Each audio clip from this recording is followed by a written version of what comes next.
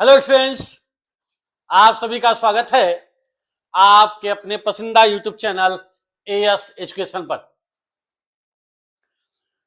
कल मैंने आपको मैथ के एमसीक्यू के यानी मोस्ट इंपॉर्टेंट क्वेश्चन के जो मल्टीपल टाइप के क्वेश्चन हैं उन सभी के क्वेश्चन के बारे में बताया था। लगभग 25 से 30 क्वेश्चन। आई होप आप सभी को बहुत अच्छे से समझ में आया। आज हम उसी की कड़ी में लेकर आए हैं साइंस के कुछ मोस्ट इंपॉर्टेंट बहुविकल्पी क्वेश्चन जो आपके बोर्ड की परीक्षा में 20 नंबर के क्वेश्चन आते हैं। साइंस में 3 पार्ट होते हैं, फिजिक्स, केमिस्ट्री और बायोलॉजी। फिजिक्स के 7 क्वेश्चन आते हैं, केमिस्ट्री के 6 क्वेश्चन आते हैं और बायोलॉजी के 7 क्वेश्चन, एंड टोटल 20 क्वेश्चन आते हैं। आप इस पार्ट में फिजिक्स और केमिस्ट्री के प्रश्नों को देखेंगे और आसानी से उनको हल करने का प्रयास करेंगे। इन सभी प्रश्नों के आधार पर आप अपने मैक्सिमम क्वेश्चन बहुविकल्पी के सॉल्व कर सकते हैं। यह लगभग 150 प्रश्नों की सीरीज होगी, 150 से 200 प्रश्नों की, और प्रत्येक में आपको 30 से 35 क्वेश्चन प्रत्येक वीडियो में आपको बताया जाएगा। लगभग 4 से 5 वीडियो में सब कवर हो जाएगा और आपके 20 नंबर ऑटोमेटिक निश्चित रूप से कंफर्म हो जाएंगे। उसके बाद एक एक 2 नंबर के आपके क्वेश्चन आएंगे, वो आसानी से आप कर लेंगे। तो आइए स्टार्ट करते हैं। और स्टार्ट करने से पहले आप लोगों से एक रिक्वेस्ट है कि जो भी इस वीडियो को देख रहे हैं प्लीज लाइक और शेयर जरूर कर दीजिएगा। और जो नए यूट्यूबर हैं जो हमारे इस चैनल को नए देख रहे हैं उनसे भी रिक्वेस्ट है कि वे सब्सक्राइब कर लें और आने वाले जितने भी वीडियो हैं उनको प्राप्त कर सकें और उसका आनंद ले सकें और बोर्ड की परीक्षा में अच्छे से अच्छे अंक प्राप्त कर सकें। तो आइए स्टार्ट करते हैं आज के एमसीक्यू, और जो कि आपको बहुत ही अच्छा लगेगा और शानदार रूप से समझ में आएगा। चलिए देखते हैं आज के प्रश्न को।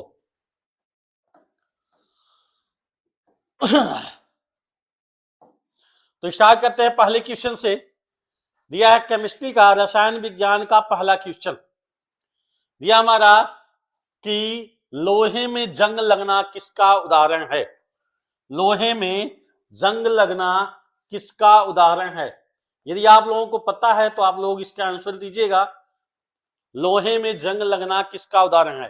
क्या दिया भैया? संयोजन अभिक्रिया। तो संयोजन मतलब जुड़ना, इसमें तो जुड़ते नहीं है। लोहे में जंग लगना मतलब ऑक्साइड का जम जाना। यानी क्या जम जाता है? ऑक्साइड जम जाता है। ऑक्साइड जम जाता है तो इसका मतलब क्या हो जाएगा? ऑक्सीकरण अभिक्रिया। कौन सी अभिक्रिया होगी? ऑक्सीकरण अभिक्रिया। यानी इसका आंसर क्या हो जाएगा? डी हो जाएगा। क्या हो जाएगा भैया? डी हो जाएगा। चलिए दूसरे क्वेश्चन की तरफ चलते हैं। दूसरा क्वेश्चन देखते हैं। दिया रासायनिक समीकरण में उष्मा को किस चिन्ह से, यानी जब उष्मा बदलती, यानी उष्मा को हम किस चिन्ह से प्रदर्शित करते हैं। ये तो उष्मा को प्रदर्शित करने वाला नहीं है, ये भी उष्मा को प्रदर्शित करने वाला, प्लस भी उष्मा को नहीं प्रदर्शित करता है। इसको क्या कहते हैं भैया? डेल्टा। क्या कहते हैं? डेल्टा। और डेल्टा ही एक ऐसा चिन्ह है जो उष्मा को प्रदर्शित करता है, यानी उस अभिक्रिया में बताता है कि इस अभिक्रिया में या तो उष्मा ली जाती है या तो उष्मा दी जाती है। यानी इसके आधार पर हम उष्मा छेपी, कौन सी अभिक्रिया? उष्मा छेपी और उष्मा शोषी अभिक्रिया का ज्ञान कर सकते हैं। यानी इन दोनों अभिक्रियाओं के बारे में हम बता सकते हैं। चलिए अगले क्वेश्चन की ओर चलते हैं। अगला क्वेश्चन दिया हमारा, निम्न में से कौन सा रासायनिक परिवर्तन है। यानी परिवर्तन 2 प्रकार होते हैं, एक रासायनिक परिवर्तन होता है और एक क्या होता है? भौतिक परिवर्तन। रासायनिक परिवर्तन और एक क्या होता है भैया? भौतिक परिवर्तन। तो भौतिक परिवर्तन क्या होता है? जिसमें परिवर्तन तो हो, परिवर्तन होने के बाद पुनः अपनी स्थिति को प्राप्त कर ले, अपनी स्थिति को प्राप्त कर ले। तो जब प्राप्त कर लेगा तो क्या हो जाएगा? भौतिक परिवर्तन। अब जब प्राप्त ना हो, यानी एक अगर 2 क्रिया कर रहा है और इससे किसका तीसरे का मान, यानी कोई तीसरी वस्तु बन जाए तो क्या करता है? रासायनिक परिवर्तन कहलाता है। यहां पर देखिए बर्फ का पिघलना, तो बर्फ पिघलेगा, अब उसको जमा देंगे तो क्या बन जाएगा? बर्फ बन जाएगा। यानी यह पुनः प्राप्त किया जा सकता है। इसका मतलब यह क्या हो जाएगा? भौतिक हो जाएगा। पानी में चीनी का घुलना, पानी में चीनी का घुलना, यानी पानी में चीनी घुल गया तो शरबत बन जाता है। लोहे में जंग लगना, पानी का उबलना, तो इसका आंसर क्या हो जाएगा भैया, लोहे में जंग लगना किसके कारण होता है, ऑक्सीकरण अभिक्रिया के कारण। किस अभिक्रिया के कारण होता है, ऑक्सीकरण। यानी लोहे में क्या हो जाता है, Fe के पास आयरन, यानी Fe के पास आयरन जम जाता है, सॉरी आयरन के साथ ऑक्साइड जुड़ जाता है, यानी उसमें जंग लग जाता है, उसमें परत जम जाती है, तो इसके कारण उसको कहते हैं लोहे का जंग लगना। और ये कौन सी अभिक्रिया, इसको क्या कहते हैं, ऑक्सीकरण अभिक्रिया के द्वारा होता है। इसको एक और कहते हैं, जंग लगने को क्या कहते हैं, संक्षारण विधि। क्या कहते हैं भैया, संक्षारण विधि भी कहते हैं। ठीक है, चलिए अगले क्वेश्चन की ओर चलते हैं। अगला क्वेश्चन दिया, मैग्नीशियम का जलना किस अभिक्रिया का उदाहरण है। मैग्नीशियम का जलना, मैग्नीशियम का जलना, यानी मैग्नीशियम Mg को क्या करते हैं, ऑक्सीजन के समक्ष रख देते हैं, तो क्या बन जाता है, MgO2, यानी सॉरी मैग्नीशियम ऑक्साइड क्या बन जाता है, मैग्नीशियम ऑक्साइड बन जाता है। यानी मैग्नीशियम ऑक्सीजन के साथ क्रिया करके मैग्नीशियम ऑक्साइड बनाता है, क्या बनाता है, ऑक्साइड बनाता है। यानी जब मैग्नीशियम ऑक्साइड बना लेगा तो इसका मतलब क्या होता है, संयोजन अभिक्रिया हो जाएगी। क्या हो जाएगी, संयोजन अभिक्रिया हो जाएगी। यानी मैग्नीशियम और ऑक्सीजन मिलकर के मैग्नीशियम ऑक्साइड बनाते हैं, यानी एक अभिक्रिया बनाते हैं, एक उत्पाद बनाते हैं। क्या बनाते हैं, एक उत्पाद बनाते हैं। तो एक उत्पाद मतलब जब दो या दो वस्तुएं जोड़ करके एक नए उत्पाद का निर्माण करते हैं तो कौन सी अभिक्रिया होती है, संयोजन अभिक्रिया। कौन सी अभिक्रिया होती है भैया, संयोजन अभिक्रिया होती है। चलिए अगले क्वेश्चन चलते हैं। जंग में लगने में कौन सी गैस जुड़ती है। अभी हमने बताया जंग लगने में कौन सी गैस जुड़ती है, जंग लगना मतलब ऑक्साइड यानी ऑक्सीजन की परत जम जाना, ऑक्सीजन की परत जम जाना। और इसी के कारण कौन सी अभिक्रिया होती है, ऑक्सीकरण। कौन सी अभिक्रिया होती है भैया, ऑक्सीकरण। इसका आंसर क्या हो जाएगा, सी हो जाएगा। चलिए अगले क्वेश्चन की तरफ चलते हैं। अगला क्वेश्चन दिया हमारा, दिया आम्ल क्षारक एवं लवण से, and the pH value of acid. अम्लों का पीएच मान क्या होता है। देखिए पीएच मान देखें तो कहां से कहां तक होता है, 0 से 14 तक होता है, और 14 का मध्य क्या होता है, 7, यानी 7 से कम क्या होता है, अम्ल का पीएच मान होता है। और 7 से ज्यादा किसका मान होता है, क्षार का। यानी 7 से जितना कम होगा उसकी अम्लता उतनी ही अधिक होती है, उसकी अम्लीयता क्या होती है, उतनी ही अधिक होती है। यानी अगर हमारे पेट में यानी जो अमाशय में क्या बचता है, HCl, और इसकी अम्लीयता कितनी होती है, लगभग 1.2 या 2.1, 1 पॉइंट से 2 पॉइंट के बीच में होती है। ठीक है ना, तो ये क्या होता है, ज्यादा अम्लीय होता है। यानी 3 अम्ल ज्यादा है, एक HCl, एक होता है H2SO4, और एक क्या हमारा HNO3, यानी क्लोरिक अम्ल, सल्फ्यूरिक अम्ल और नाइट्रिक अम्ल। ये सबसे ज्यादा प्रबल अम्ल होते हैं। कौन से अम्ल होते हैं, प्रबल अम्ल। इसको कहते हैं प्रबल अम्ल। क्या कहते हैं भैया, प्रबल अम्ल कहते हैं, यानी जिनमें अम्लता बहुत अधिक होती है। तो कह रहा अम्लों का पीएच मान, अम्लों का पीएच मान लेस देन 7 यानी 7 से कम, इक्वल टू 7 यानी 7 के बराबर, मोर देन 7 0। तो 7 से कम यानी 7 से कम क्या होता है, अम्लों का पीएच मान होता है। ठीक है, चल अगले क्वेश्चन की ओर चलते हैं। दिया बेकिंग सोडा, बेकिंग सोडा, तो इसको हम क्या कहते हैं भैया, बेकिंग सोडा को एक और नाम बोलते हैं, बेकिंग सोडा को एक और नाम बोलते हैं क्या, सोडियम बाइकार्बोनेट।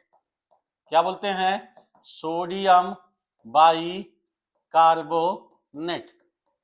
सोडियम बाइकार्बोनेट यानी NaHCO3, इसको बोलते हैं सोडियम बाइकार्बोनेट। यहां क्या दिया है, sodium bicarbonate, sodium carbonate, sodium hydrogen carbonate, या यही सॉरी सोडियम हाइड्रोजन कार्बोनेट भी बोल सकते हैं, या सोडियम बाइकार्बोनेट भी बोलते हैं। ठीक है, तो इसका आंसर क्या हो जाएगा, बी, सोडियम हाइड्रोजन कार्बोनेट या सोडियम बाइकार्बोनेट। चलिए अगले क्वेश्चन की ओर चलते हैं। अगला क्वेश्चन देखते हैं। दिया है सिरके में कौन सा अम्ल पाया जाता है, सिरके में कौन सा अम्ल पाया जाता है। तो सिरके में देखें कौन सा अम्ल पाया जाता है, सिरका, सिरका में कौन सा अम्ल पाया जाता है भैया, एसिटिक अम्ल।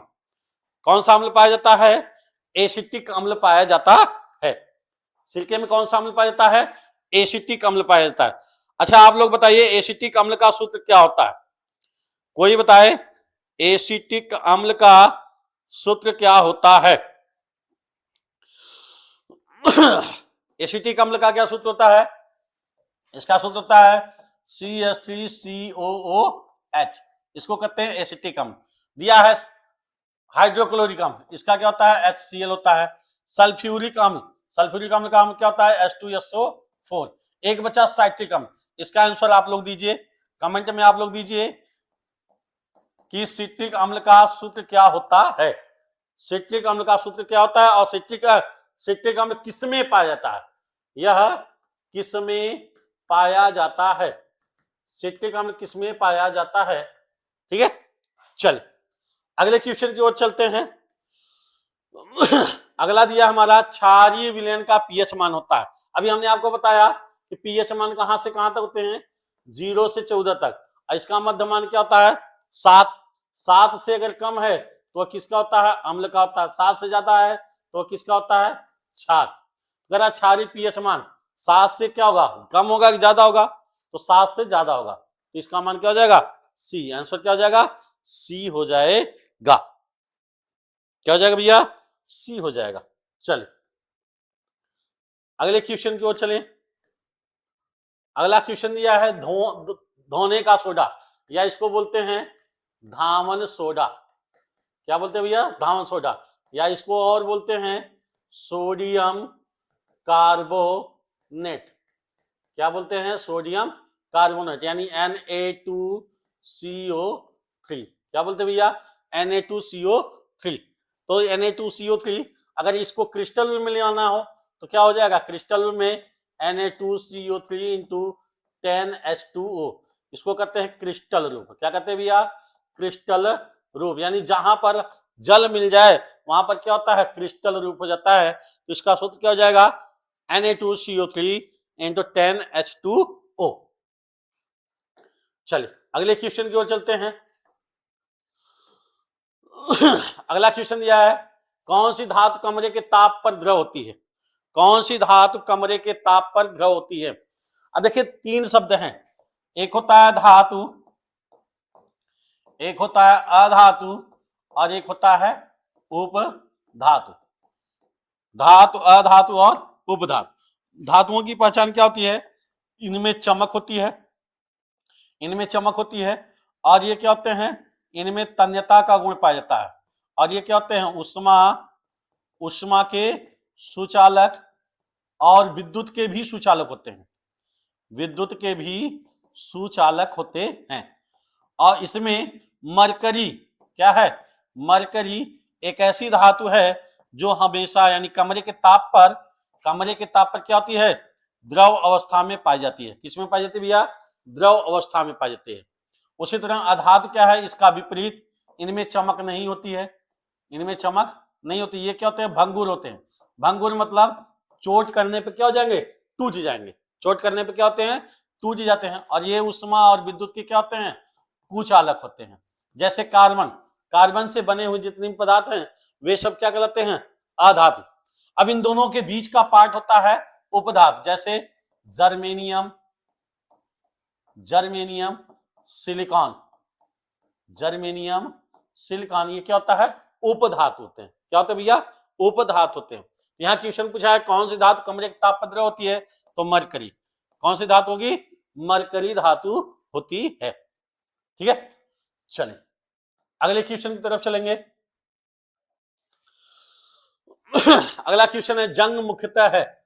जंग मुख्यतः है, अभी हम बताया जंग क्या होता है? ऑक्साइड होता है। क्या होता है भैया? ऑक्साइड। यहाँ पर देखिए सल्फाइड है, ये भी नहीं हो सकता, क्लोराइड है, ये भी नहीं हो सकता, कार्बोनेट है, यानी ये भी नहीं हो सकता, यानी ये तीनों नहीं होंगे। लेकिन यहाँ पर लिखा है आयरन ऑक्साइड, तो ये क्या हो जाएगा? हमारा आंसर हो जाएगा। यानी जहां जंग की बात आती है, जंग लगने की बात आती है, तो वहां पर क्या होता है? ऑक्साइड होता है। क्या होता है भैया? ऑक्साइड होता है। और ऑक्साइड के कारण इसकी कौन सी अभिक्रिया होती है? ऑक्सीकरण अभिक्रिया होती है। कौन सी अभिक्रिया होती है? ऑक्सीकरण अभिक्रिया होती है। चलिए अगले क्वेश्चन की तरफ चलते हैं। अगला क्वेश्चन है प्रकाश के परावर्तन एवं अपवर्तन से। दरा है कि रियर व्यू मिरर के रूप में कौन सा दर्पण प्रयोग होता है? रियर व्यू यानी which mirror is use as a rear view mirror. Rear view mirror कौन सा दर्पण का प्रयोग होता है? इसमें कौन सा हो जाएगा? उत्तल दर्पण। कौन सा हो जाएगा? उत्तल दर्पण यानी कॉन्वेक्स मिरर। चले अगले क्वेश्चन की ओर चलें। अगला दिया है समतल दर्पण वाला प्रतिबिंब होता है। समतल दर्पण वाला प्रतिबिंब कैसा बनेगा? जब भी बनेगा हमेशा क्या बनता है? आभासी और सीधा बनता है। कैसा बनता है भैया? आभासी और सीधा बनता है, यानी इसका आंसर क्या हो जाएगा? डी हो जाएगा। लेकिन अगर अच्छा पूछ दिया जाए अवतल दर्पण द्वारा कैसा प्रतिबिंब बनता है? अवतल दर्पण द्वारा प्रतिबिंब कैसा बनता है? कोई कमेंट में आंसर बता दे। या फिर उत्तल दर्पण द्वारा प्रतिबिंब कैसा बनता है? उत्तल दर्पण द्वारा प्रतिबिंब कैसा बनता है? इन दोनों कंडीशन का आंसर बताएं। चलिए अगले क्वेश्चन पे चलते हैं। अगला क्या है? अगला क्वेश्चन आ गया हमारा उत्तल दर्पण का प्रतिबिंब होता है, यानी उत्तल दर्पण द्वारा कैसा प्रतिबिंब बनता है? तो उत्तल दर्पण के देखिए उत्तल दर्पण द्वारा कैसा प्रतिबिंब बनेगा? हमेशा कैसा बनता है? Virtual and erect. वर्चुअल और इरेक्ट यानी सीधा बनता है। कैसा बनता है भैया? सीधा बनता है, यानी आभासी और सीधा बनता है। ठीक ना? चलिए अगले क्वेश्चन की ओर चलते हैं। फोकस दूरी का मात्रक। फोकस दूरी किससे प्रदर्शित करते हैं? एफ से। एफ बराबर क्या होता है? R/2। अगर इसका दर्पण का सूत्र पूछ दिया जाए, दर्पण का सूत्र, तो दर्पण का सूत्र क्या होता है? 1/f = 1/v + 1/u। अगर वहीं लेंस का सूत्र पूछ दिया जाए, लेंस का सूत्र क्या हो जाएगा? 1/f = 1/v - 1/u। यानी लेंस का दर्पण का सूत्र केवल अंतर क्या होता है? प्लस और माइनस का। तो फोकस दूरी का ऐसा ही मतलब। फोकस दूरी को हम किस में मापते हैं? सेंटीमीटर में। किस में मापते हैं भैया? सेंटीमीटर में मापते हैं। चलिए अगला क्वेश्चन देखते हैं। निकट दृष्टि दोष संबंधित है। क्या भैया? दृष्टि दोष। अब आते हैं पहले हम समझते हैं दृष्टि दोष क्या होता है। दृष्टि दोष का मतलब क्या है? जब मनुष्य की आंख को, यानी मनुष्य की आंख के द्वारा कोई भी वस्तु स्पष्ट रूप से न दिखाई दे, कोई भी वस्तु स्पष्ट रूप से न दिखाई दे, तो हम कहते हैं कि मनुष्य की आंख में क्या है? दृष्टि दोष है। और दृष्टि दोष की बात करें तो मुख्यतः तो दो होते हैं। मुख्यतः क्या होते हैं? दो होते हैं, यानी एक निकट दृष्टि दोष होते हैं, एक निकट दृष्टि दोष होता है, दूसरा क्या होता है? दूर दृष्टि दोष होता है। मुख्यतः तो दो होते हैं, लेकिन वास्तविकता अगर देखा जाए तो ये 5 होते हैं। कितने होते हैं भैया? 5। यानी निकट दृष्टि दोष, दूर दृष्टि दोष, तीसरा होता है अबिंदुकता, चौथा होता है जरा दूरदर्शिता, और पांचवा होता है वर्णांधता। तो ये 5 प्रकार के दृष्टि दोष होते हैं। निकट दृष्टि दोष, जैसा कि शब्द क्या है? निकट दृष्टि दोष, यानी निकट की वस्तुएं स्पष्ट दिखाई देती हैं, लेकिन दूर की वस्तुएं स्पष्ट नहीं दिखाई देती हैं, तो इसको हम कहते हैं निकट दृष्टि दोष। क्या कहते हैं भैया? निकट दृष्टि दोष। दूर दृष्टि दोष में क्या है? दूर की वस्तुएं स्पष्ट दिखाई देती हैं, लेकिन नजदीक की वस्तुएं स्पष्ट नहीं दिखाई देती हैं, एक दूसरे के विपरीत होता है। यानी दूर दृष्टि दोष में क्या होता है? दूर की वस्तुएं दिखाई देती हैं, लेकिन नजदीक की वस्तुएं नहीं दिखाई देती हैं। अबिंदुकता में क्या होता है? कोई वस्तु कितनी बड़ी हो, लेकिन वह एक बिंदु के रूप में दिखाई देती है, वह एक बिंदु के रूप में जब दिखाई देती है, तो उसको हम कहते हैं अबिंदुकता। जरा दूरदर्शिता मतलब जिसमें निकट दृष्टि दोष और दूर दृष्टि दोष, इन दोनों दोष पाया जाए, यानी ऐसा दोष जिसमें निकट दृष्टि दोष और दूर दृष्टि दोष। कभी कभी आप देखेंगे कि किसी भी मनुष्य के चश्मे में दोनों लेंस लगे होते हैं, यानी उत्तल लेंस और अवतल लेंस। इसका मतलब जब उत्तल और अवतल दोनों लगा होता है, यानी उसको दूर की भी वस्तु नहीं दिखाई देती है और नजदीक की भी वस्तु, तो उसको कौन सा दोष है? जरा दूरदर्शिता। और इसको दूर करने के लिए द्विफोकसी लेंस का प्रयोग करते हैं। किसका? द्विफोकसी। और इसको दूर करने के लिए बेलनाकार लेंस का प्रयोग करते हैं। किसका प्रयोग करते हैं भैया? बेलनाकार लेंस का प्रयोग। अब आप लोग बताइए, इन दोनों को दूर करने के लिए किस लेंस का प्रयोग करते हैं? किस लेंस का प्रयोग करते हैं? और पांचवा क्या है? वर्णांधता। वर्णांधता मतलब क्या हो गया? वर्ण मतलब कलर, वर्ण मतलब कलर, यानी रंगों का अंतर। जब मनुष्य अपनी आंख के द्वारा रंगों के अंदर का भेद नहीं समझ पाता है तो उसको कहते हैं वर्णांधता। उसको क्या कहते हैं? वर्णांधता। इंग्लिश में एक शब्द आता है कलर ब्लाइंडनेस। क्या था भैया? Colour blindness. और इसी के कारण सभी जितने भी गवर्नमेंट सर्विस होते हैं उन गवर्नमेंट सर्विस में कलर ब्लाइंडनेस के कारण उनकी सर्विस से बाहर कर दिया जाता है। यह एक ऐसा रोग है जो आनुवांशिक होता है, यानी पीढ़ी दर पीढ़ी चलता है। यानी एक पीढ़ी में अगर हो गया किसी को तो यह लगातार चलता है और यह जन्मजात होता है और इसका अभी तक कोई इलाज नहीं हुआ है, यानी इसका कोई अभी तक इलाज नहीं है। ये ऐसा रोग है। ये क्या है? ये दोष है। अब मनुष्य की आंख में एक रोग पाया जाता है। वह रोग क्या होता है? मोतियाबिंद। क्या होता है भैया? मोतियाबिंद होता है। क्या होता है? मोतियाबिंद। अब मोतियाबिंद में क्या होता है? जब प्रकाश की किरणें रेटिना पर पड़ती हैं और रेटिना से कहां जाती है? पीत बिंदु। पीत बिंदु पर हमें वस्तु स्पष्ट दिखाई देता है। वही प्रकाश पीत बिंदु पर न जाकर के अंध बिंदु पर चला जाता है तो मनुष्य को वस्तुएं दिखाई नहीं देती हैं। या कहते हैं कि आंखों में क्या होता है? पपड़ी लग गई है, तो उसमें हमें क्या होता है? वह दोष क्या होता है? मोतियाबिंद कहलाता है। तो जब पपड़ी हटा दी जाती है तो काले चश्मे लगा देंगे, उसका ऑपरेशन करके काला चश्मा लगा देता है तो ये क्या होता है? हमारा मोतियाबिंद रोग हो जाता है। कला निकट दृष्टि दोष संबंधित है किससे?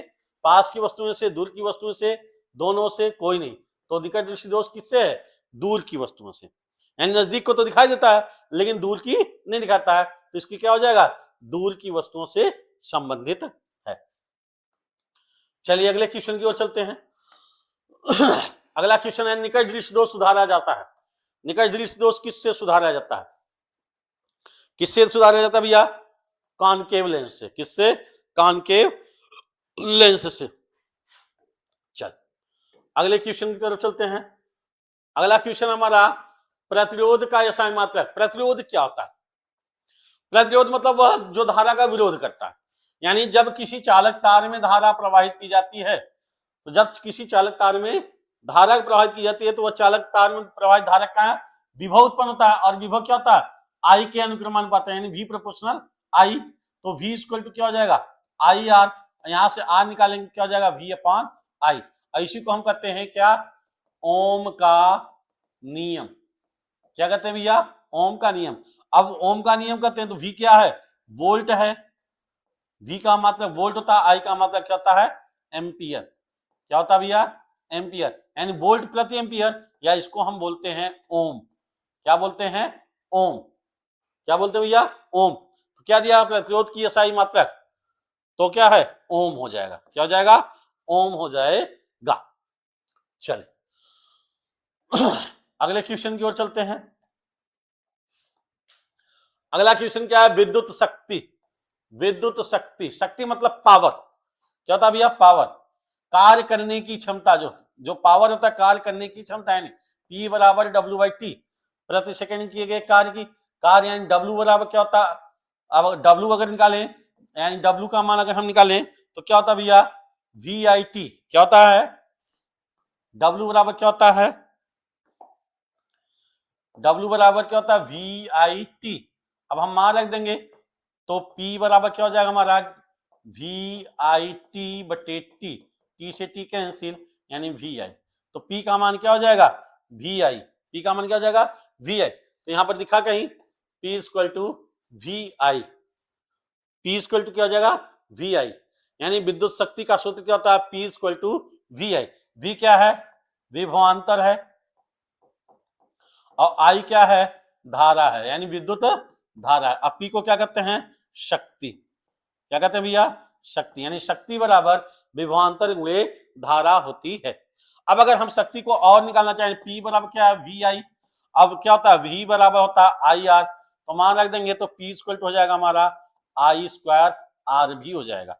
इसी तरह P इक्वल अगर हम इसको V में बदलना चाहें, यानी I की जगह हम क्या लिखें? V/R, हो जाएगा V²/R। तो इस तरह से P यानी विद्युत शक्ति के 3 मान होंगे। P equal to VIR, VI, और P equal to I² R, और P इक्वल टू V²/R हो सकता है। ठीक है, चल अगले क्वेश्चन की ओर चलते हैं। अगला क्वेश्चन क्या है, ओम का नियम। अभी हमने बताया जब किसी चालक तार में धारा प्रवाहित की जाती है तो उसमें विभवांतर भी होता है, और विभवांतर क्या होता है, धारा के अनुक्रमानुपाती होता है। जब अनुक्रमानुपाती यानी हटाते हैं तो आई आर हो जाता है, और यहां से आर निकालेंगे तो वी बटे आई, और यही क्या है, ओम का नियम है। क्या है भैया, ओम का नियम, यानी R equal to V upon I. तो कहां लिखा है, R equal to V upon I या V equal to I R. V equal to क्या है, आई आर। इसका आंसर क्या हो जाएगा, ए हो जाएगा।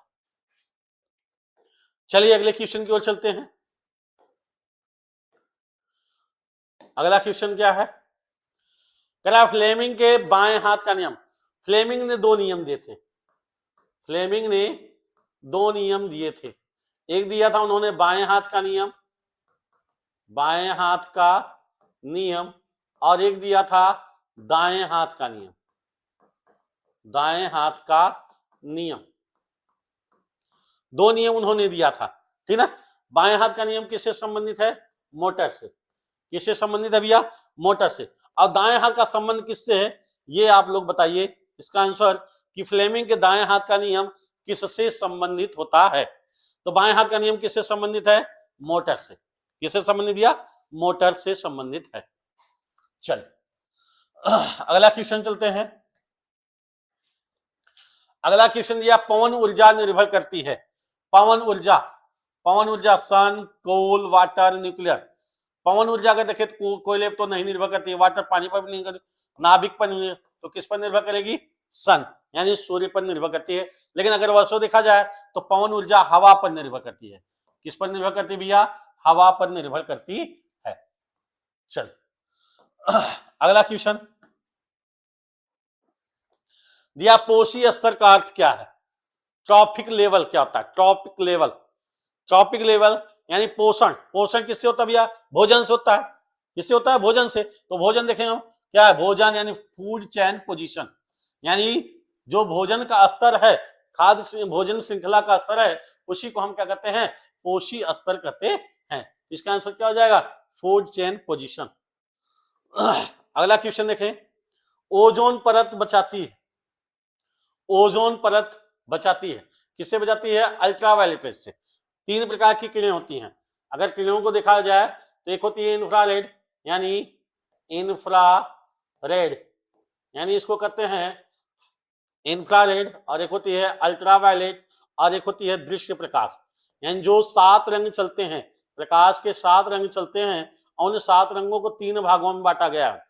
कितने भागों में बांटा गया है, 3 भागों में बांटा गया। 3 भागों को एक कर दिया गया और 3 को एक कर दिया, और बीच वाले को क्या कहते हैं, दृश्य प्रकाश।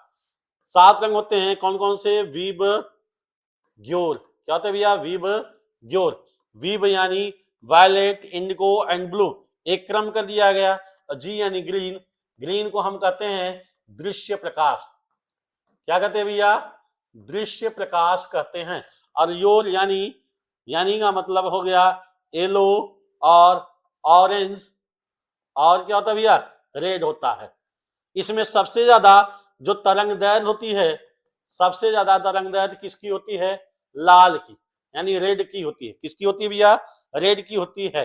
इसलिए इसको हम कहते हैं अवरक्त विकिरण कहते हैं। क्या कहते हैं भैया, अवरक्त विकिरण कहते हैं। और सबसे कम किसकी होती है, वायलेट की।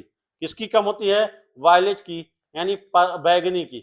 किसकी, बैगनी की। इसलिए इसको हम कहते हैं पराबैंगनी। क्या कहते हैं भैया, पराबैंगनी विकिरण। क्या कहते हैं, पराबैंगनी विकिरण। और बीच में किसकी होती है, दृश्य प्रकाश की, जो हमें यानी जो मनुष्य की आंख आसानी से देख सकती है, उसको हम कहते हैं दृश्य प्रकाश। क्या कहते हैं भैया, दृश्य प्रकाश। अब इसमें है एक्सरे। एक्सरे की खोज किसने किया था, एक्स रॉन्जन ने किया था। किसने किया था, एक्स रॉन्जन ने किया था। और एक्सरे यानी एक्सरे क्या होता है, मनुष्य के अंदर के भाग को आसानी से, यानी सूक्ष्मतम भाग को देखने के लिए। फिर क्या है, गामा रेज। गामा रेज 3 प्रकार की होती हैं, alpha, beta, gamma. Alpha, beta, gamma, ये सब क्या है, रेडियो एक्टिव किरण है। क्या भैया, रेडियो एक्टिव किरण होती हैं। 3 प्रकार की किरण है, अल्फा, बीटा और गामा। चलिए, तो इसका आंसर क्या हो जाएगा, बी हो जाएगा। आगे चलें। CFC का पूर्ण रूप क्या है? CFC मतलब C मतलब हो गया क्लोरो, C मतलब हो गया क्लोरो, और F मतलब हो गया फ्लोरो, और C मतलब हो गया कार्बन। तो इसमें आंसर देखिए क्लोरो फ्लोरो कार्बन। क्या है? क्लोरो फ्लोरो कार्बन। CFC का मतलब क्या हो गया? क्लोरो फ्लोरो कार्बन। अब ये कहां पाया जाता है? कहां पाया जाता है? ये गैस कहां पाया जाता है, इसके विषय में बताइए। चल अगला क्वेश्चन है, बायोगैस कैसे बनती है? बायोगैस अधिकतर देखेंगे बायो है, बायो मतलब जीव जंतु, बायो मतलब क्या हो गया? जीव जंतु। इसका मतलब क्या हो गया?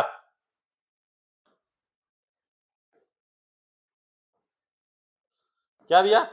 बायोगैस किसके बनता है? जीव जंतुओं से, यानी पशुओं के अपशिष्ट पदार्थों से बायोगैस बनता है।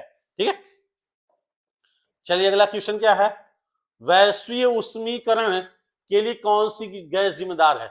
उष्मीकरण यानी उष्मा ताप किसके कारण बनता है? तो ताप किसके कारण मिलता है भैया?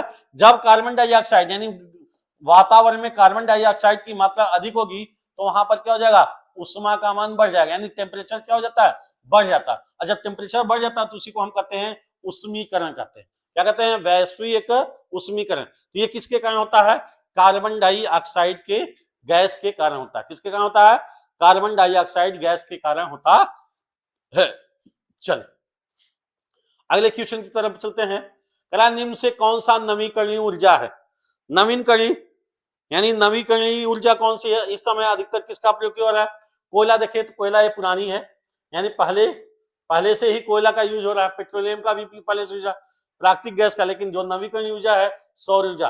अब सौर ऊर्जा से अधिकतर सोलर पैनल का निर्माण किया जा रहा है, और सोलर पैनल के निर्माण करके अब घरों घरों में सौर ऊर्जा पैनल लगाए जा रहे हैं, जिससे बिजली की उत्पत्ति हो रही है।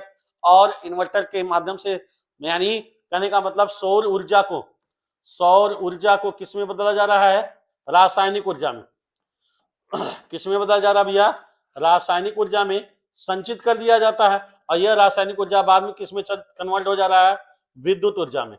यानी ये चयन चलता जा रहा है, यह प्रक्रिया क्या हो रही है? चलती जा रही है। तो नवीकरणीय ऊर्जा कौन सी हो गई? सौर ऊर्जा। कौन सी हो गई? सौर ऊर्जा हो गई। चल अगला क्या है, जिस अपक्रिया में उष्मा निकलती है वह कौन सी अपक्रिया जिसमें उष्मा निकलती है? हमने दो अपक्रिया बताया था, अगर आपको ध्यान हो तो दो अपक्रिया बताया था। एक क्या बताया था? उष्मा छेपी अपक्रिया, और एक क्या बताया था? उष्मा शोषी। तो उष्मा छेपी जिसमें उष्मा निर्मुक्त होती है, उष्मा क्या होती है? निर्मुक्त होती है, वह क्या कहती है? उष्मा छेपी। और उष्मा शोषी जिसमें उष्मा का अवशोषण होता है, जिसमें उष्मा का क्या होता है? अवशोषण, उष्मा को शोषण होता है, यानी उष्मा अवशोषित की जाती है। तो इसमें क्या पूछ रहा है? उष्मा निकलती है मतलब निर्मुक्त होती है। तो निर्मुक्त होती है कौन सी अपक्रिया हो जाएगी? उष्मा छेपी अपक्रिया हो जाएगी। कौन सी अपक्रिया हो जाएगी भैया? उष्मा छेपी अपक्रिया हो जाएगी। चलिए अगले क्वेश्चन की तरफ चलते हैं।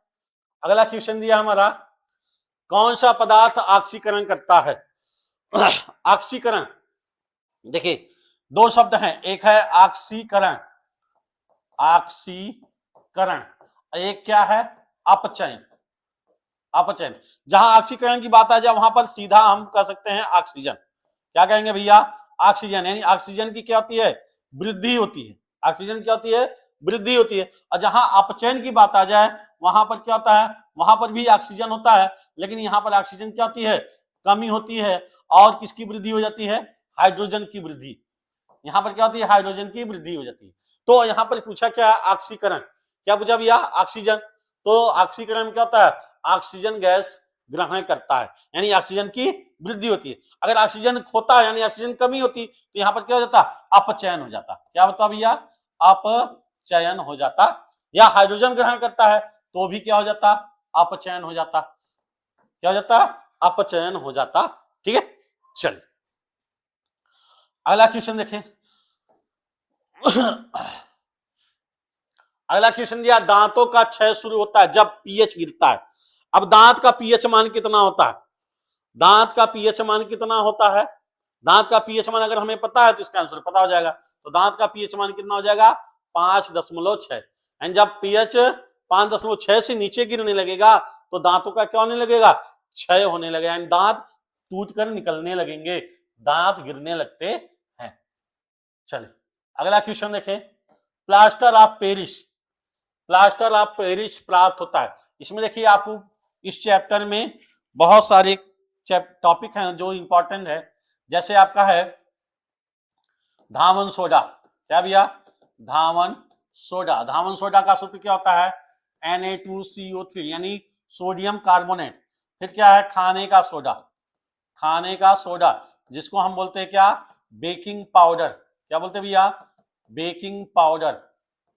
इसको बोलते हैं सोडियम बाइकार्बोनेट। क्या बोलते हैं? सोडियम बाइकार्बोनेट यानी NaHCO3। जहां बाई की बात आए वहां बेकिंग सोडा होता है। तीसरा हमारा है plaster of Paris, plaster of Paris. Plaster of Paris का सूत्र क्या होता है भैया? CaSO4 into half H2O। इसी में आता है एक शब्द आता है जिप्सम। क्या था भैया? जिप्सम। इसका क्या होता है? Calcium sulphate into 2H2O। Gypsum से ही प्लास्टर ऑफ पेरिस बनता है। किससे बनता है? जिप्सम से ही प्लास्टर ऑफ पेरिस का निर्माण होता है। इसी में एक सूत्र आता है ब्लीचिंग पाउडर। क्या आता है? Bleaching powder. ब्लीचिंग पाउडर क्या होता है? Calcium oxychloride CaOCl2। क्या था भैया? CaOCl2। इसको क्या कहते हैं? Bleaching powder. इसी में आता है हमारा पोटेशियम परमैंगनेट। क्या आता है? Potassium permanganate. पोटेशियम परमैंगनेट यानी KMnO4।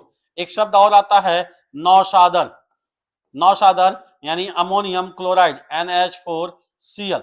NH4Cl। ये सभी कुछ सूत्र ऐसे हैं जो बहुत ही इंपॉर्टेंट है और एग्जाम में अधिकतर पूछे जाते हैं कि इनके फार्मूले क्या हैं, इनके सूत्र क्या हैं। तो इनको आप याद कर लेंगे, नोट कर लेंगे तो आपको आसानी से समझ में आ जाएगा। चलिए अगला क्वेश्चन, अगले क्वेश्चन की तरफ चलते हैं। अगला क्वेश्चन दिया हमारा, कौन सा अधातु विद्युत का सुचालक है? अब देखिए अधातु, अभी हमने बताया, आपको बताया कि धातु, अधातु और उपधातु, तीन को बताया। और हमने क्या बताया? अधातु अधिकतर क्या होता है? कार्बन। तो कार्बन से क्या बनता है भैया? ग्रेफाइट। कार्बन से इसमें क्या बनता है? ग्रेफाइट। इसमें देखें सल्फर तो नहीं है, फास्फोरस भी नहीं है, ऑक्सीजन नहीं है, तो यानी क्या हो जाएगा? ग्रेफाइट। यानी ग्रेफाइट किसमें पाया जाता है? पेंसिल में। पेंसिल में क्या पाया जाता है? ग्रेफाइट पाया जाता है। और यह ग्रेफाइट एक ऐसा अधातु है जो उष्मा का सुचालक है, यानी इसमें उष्मा आसानी से प्रवाह कर सकता है। यानी सॉरी, विद्युत का सुचालक, यानी इसमें विद्युत धारा आसानी से प्रवाहित हो जा सकती है। क्या हो सकती है? विद्युत धारा आसानी से प्रवाहित, यानी विद्युत का सुचालक है। अब हम बैटरी से तार जोड़ लें, अब तार को एक बल्ब लगा दें और उसको हम पेंसिल के नोक से, दोनों तरफ पेंसिल के नोक से टच करेंगे तो उसमें धारा का प्रवाह होगा। इसका मतलब ग्रेफाइट क्या है? विद्युत का सुचालक होता है। क्या था भैया? विद्युत का सुचालक होता है। चल अगले क्वेश्चन की ओर चलते हैं। अगला क्वेश्चन दिया, प्रेरित धारा की दिशा होती है। प्रेरित धारा क्या भैया? प्रेरित धारा। अभी हमने आपको पूछा फ्लेमिंग के बाएं हाथ का नियम, दो नियम पूछा। फ्लेमिंग के बाएं हाथ का नियम, बाएं हाथ का नियम, और एक पूछा क्या? फ्लेमिंग के दाएं हाथ का नियम, दाएं हाथ का नियम। तो फ्लेमिंग के बाएं हाथ का नियम किस पर निर्भर करता है? मोटर। और दाएं हाथ का नियम किस पर निर्भर करता है? प्रेरित धारा। किस पर भैया? प्रेरित धारा पर। किस पर? प्रेरित धारा। तो प्रेरित धारा की दिशा बताता है कौन सा? फ्लेमिंग के राइट हैंड का रूल, यानी दाएं हाथ का नियम किसको बताता है? प्रेरित धारा की दिशा को बताता है। तो ये जो रहा आज के मोस्ट इंपॉर्टेंट क्वेश्चन साइंस के, जो आपको बहुत ही अच्छे से समझ में आए होंगे। और जहां तक मेरी जानकारी है कि आपको हर एक पार्ट के विषय में बता दिया गया। अब इससे संबंधित आपकी और क्लास आएगी जो आपको पूरे चैप्टर में जोड़ कर रखेगा और सभी प्रश्नों को आप आसानी से हल कर सकेंगे। तो इन सभी प्रश्नों को आप देख लीजिए, नोट कर लीजिए, याद कर लीजिए क्योंकि इन्हीं में से आपके 20 प्रश्न आने वाले हैं और जो कि आपका 20 नंबर कंफर्म कर देंगे। तो इन सभी वीडियो को आप देखिए और उनको याद कर लीजिए। तो आज के लिए बस इतना ही। धन्यवाद।